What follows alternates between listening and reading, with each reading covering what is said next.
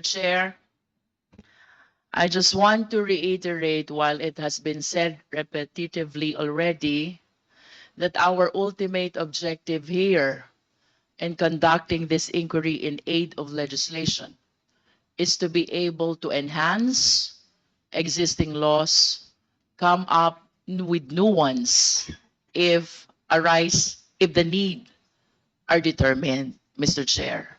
Nevertheless, we cannot brush aside, certainly, all the abuses and infractions that we have identified during the course of our inquiry in aid of legislation.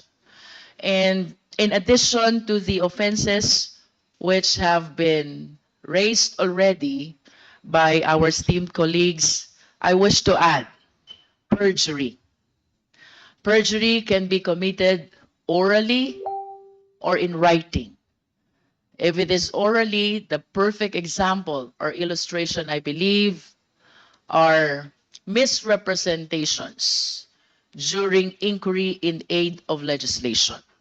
We often hear this: you will be committing perjury because all resource persons in inquiry in aid of legislation and even in all forms of investigation, we place them under oath.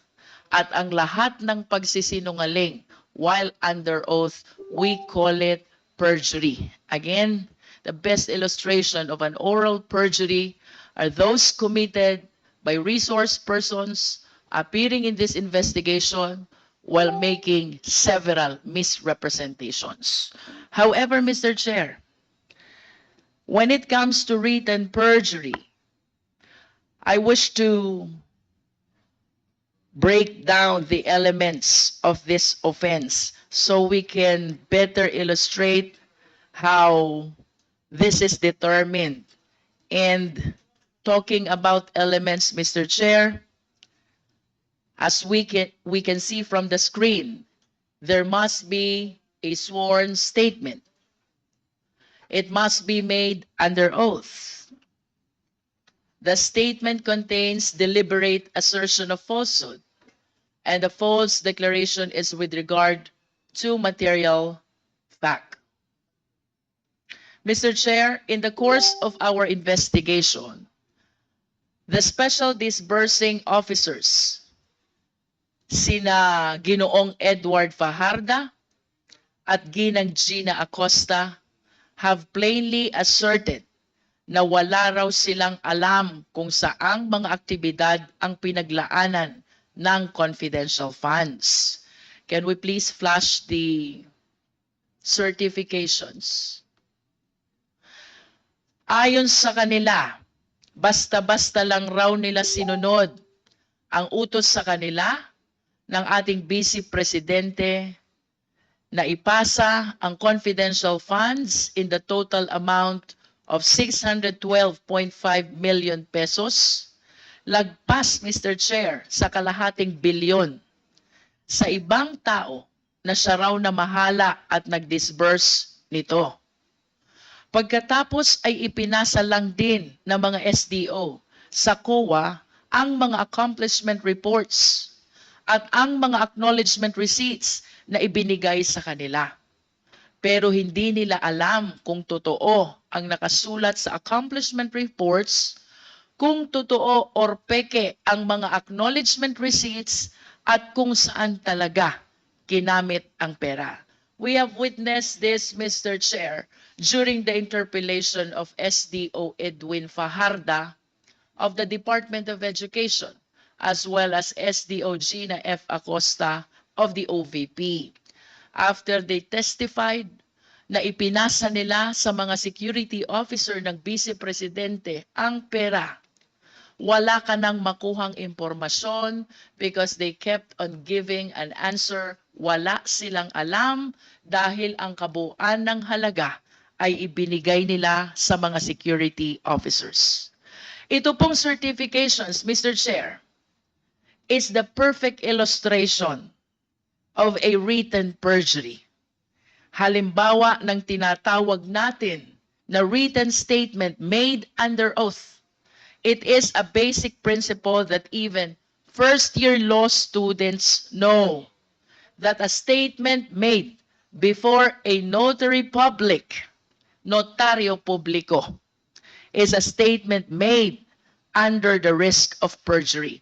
In other words, Mr. Chair, when we talk about perjury, that includes the documents which were notarized by notary publics, sworn to before notary publics, similar to the certification that we are currently flashing on the screen. Now, let us look closer at what these certifications say. Ano po ba ang nilalaman ng mga certification na ito? Number one, yung expenses where the confidential funds were supposedly spent on were incurred in connection with the agency's intelligence and or confidential operations and activities. I wish to reiterate, paano po malalaman ng ating mga special disbursing officers whether the first certification is indeed correct if they simply handed the money to the security officers? The second content, yung mga pinaggastosan raw ng confidential funds ay necessary and utilized for legal purposes. Again, Mr. Chair, how will they certify to this fact when they are totally unaware about the activities where the confidential funds were allegedly spent? Third, alam raw nila na hindi napunta ang funds sa mga gastusing ipinagbabawal sa confidential funds, kagaya ng payment of salaries and wages, overtime, allowances, or fringe benefits. Mr. Chair, I wish to raise, there is one common answer coming from our SDOs. Wala silang alam dahil ang pera ay ibinigay sa mga security officers. Fourth certification, any equipment purchased was supposedly relevant to the confidential and or intelligence activities. Mr. Chair, suffice it to say that the SDOs are totally unaware of how the confidential funds were spent, primarily because they were not the one who disbursed the same. E paano po nila patututuhanan ang nilalaman ng mga certifications na ito? Certifications which were sworn to before a notary public. To emphasize, Mr. Chair, and as seen from one of the certifications, which our Secretariat is showing right now, our Vice President and SDO Acosta signed and certified this certification before the notary public, and that is Attorney Abella. Ano po ba ang sabi ng mga SDO? We all learned from the hearing on November 25 that while SDO Acosta did encash the check, according to her, wala po siyang alam kung saan napunta yung confidential funds kasi po ito ay turn over sa VP SPG. Mr. Chair, this is totally, if not completely, contradictory to the contents of the certification. It's the exact same story for Mr. Fajarda of DepEd, Mr. Chair.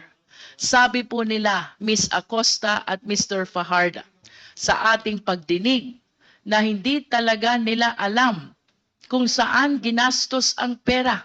In other words, malay po ba nila kung napunta nga ba sa intelligence or confidential operations and activities ang pera? Malay po ba nila kung totoo yung mga pinagsasasabi na accomplishment report, liquidation report, and most importantly, certification? But they signed it, Mr. Chair.